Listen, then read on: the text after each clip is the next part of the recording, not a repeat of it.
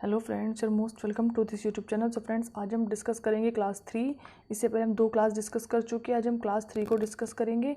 तो आज हम इसमें क्या पढ़ेंगे, परचेज़ क्या होता है, सेल्स क्या होता है, and sales return, commission, stock, discount and bank overdraft को आज हम डिस्कस करेंगे। तो सबसे पहले हम पढ़ते हैं परचेज़। परचेज़ क्या है? Purchase is a action of buying something, मतलब कुछ खरीदना उसको हम बोलते हैं परचेज़। परचेज़ क्या होता है? जब हमें किसी असेट्स पर, प्रॉपर्टी पर, आइटम पर पोजेसन मिल जाता है, अधिकार मिल जाता है, उसके बदले में कुछ पे करके। जब हम कोई प्रॉपर्टी खरीदते हैं, कोई असेट्स खरीदते हैं, कुछ भी हम आइटम खरीदते हैं, उसके बदले में हम कुछ पे करते हैं, तो उसको हम बोलते हैं परचेज़। ठीक है, मतलब खरीदना। सेकंड आता है सेल्स। सेल्स का मतलब क्या होता है? सेल्स होता है कुछ बेचना। Sales is a term used to describe the activities that lead to the selling of goods and services. जब गुड्स एंड सर्विसेज को सेल किया जाता है, उसको बेचा जाता है, तो हम उसको बोलते हैं सेल्स। ठीक है, ध्यान रखिएगा। जब हम कॉमर्स में हम क्या करते हैं, अगर हम गुड्स को खरीदते और बेचते हैं तो हम गुड्स का प्रयोग ना करके परचेज और सेल्स का प्रयोग करते हैं।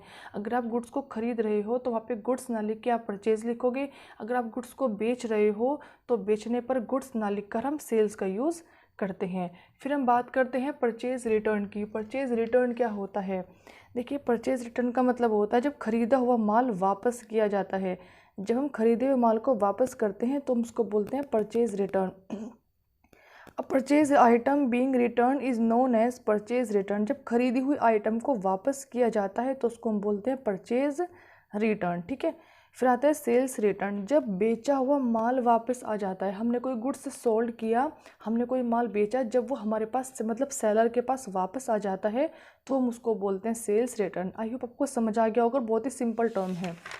फिर हम बात करते हैं कमीशन। कमीशन क्या होता है? कमीशन पेमेंट का, रिवेन्यू का वो पार्ट होता है जो कि ऐसे पर्सन को दिया जाता है जो कि बीच में डील करवाता है।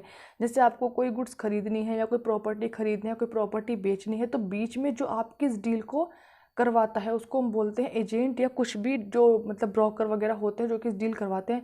तो अपने काम के बदले में वो जो चार्ज लेते हैं उसको हम बोलते हैं कमीशन। फॉर एग्जांपल, जैसे ए और बी हैं, ए को बी को कोई प्रॉपर्टी बेचनी है या फिर ए को बी से कोई प्रॉपर्टी खरीदनी है, तो बीच में जो उनकी इस डील को फाइनल करवाएगा, बीच में जो उनका एक तरह बिचौली का काम जो करता है, जो डील को करवाता है, तो अपने पैसों के, अपने चार्ज के बदले में वो जो अपने काम के बदले में वो जो चार्ज लेता है उसको हम बोलते हैं कमीशन। फिर हम बात करते हैं स्टॉक। स्टॉक को देखिए, 2 तरीके से हम इसके मीनिंग समझ सकते हैं। स्टॉक एक तो वो होता है, जैसे कोई पर्सन है, अगर वो कपड़ों का बिजनेस करता है तो कपड़ा उसके लिए स्टॉक हो गया। ठीक है, कोई व्यापारी है जो कि शूज़ का, जूतों का बिजनेस करते हैं, तो शूज़ जो है, जो माल खरीदता और बेचता है, तो वो जो माल उसके बिजनेस में है, जिसको वो यूज़ करता है, जिससे अपना वो व्यापार कर रहा है। जैसे ए है, उसका शूज़ का बिजनेस है, तो वो जूतों का व्यापार कर रहा है, तो वो जो शूज़ है ना, वो उसके लिए स्टॉक हो गए। स्टॉक को दूसरे अगर मीनिंग में समझूँ तो किसी कंपनी में, किसी कॉरपोरेशन में आपका कितना शेयर है, इस चीज़ को रिप्रेजेंट करता है स्टॉक। क्लियर। फिर हम बात करते हैं डिस्काउंट। डिस्काउंट का मतलब होता है प्राइस में कमी। आप कोई सामान लेने गए और जो सेलर है वो आपको उससे थोड़े से कम प्राइस कम करके जब आपको सामान बेचता है तो हम उसको बोलते हैं कि डिस्काउंट, आपको डिस्काउंट मिला है। जैसे अगर आप किसी शॉप पर गए शूज़ खरीदने और वो शूज़ 800 के हैं, लेकिन शॉपकीपर आपसे सिर्फ 750 मतलब 750 रुपये लेता है, इसका मतलब 50 रुपये का उसने आपको डिस्काउंट दिया है, मतलब छूट दी है। क्लियर। फिर हम बात करते हैं बैंक ओवरड्राफ्ट की। बैंक ओवरड्राफ्ट क्या होता है? देखिए, बैंक ओवरड्राफ्ट वो फैसिलिटी है जो कि बैंक अपने कस्टमर को प्रोवाइड कराता है। इसमें क्या होता है कि जितना हमारे अकाउंट में बैलेंस है, अगर हमें उससे ज़्यादा पैसे निकालने की ज़रूरत होती है, फॉर एग्जांपल जैसे अगर हमारे अकाउंट में 3000 है और हमको 4000 की ज़रूरत है, तो बैंक हमको 4000 निकालने की परमिशन दे देता है, तो इसको हम बोलते हैं बैंक ओवरड्राफ्ट। लेकिन एक बात ध्यान से समझिएगा कि बैंक ओवरड्राफ्ट की फैसिलिटी उन्हीं कस्टमर को दी जाती है जिनका बैंक से पुराना लेन देन होता है, जो कि बैंक के साथ काफ़ी पुराने जुड़े हुए होते हैं। और दूसरा, बैंक ओवरड्राफ्ट की जो फैसिलिटी होती है वो सिर्फ करंट अकाउंट पर दी जाती है। A bank overdraft occurs when money is withdrawn in excess of what is on the current account.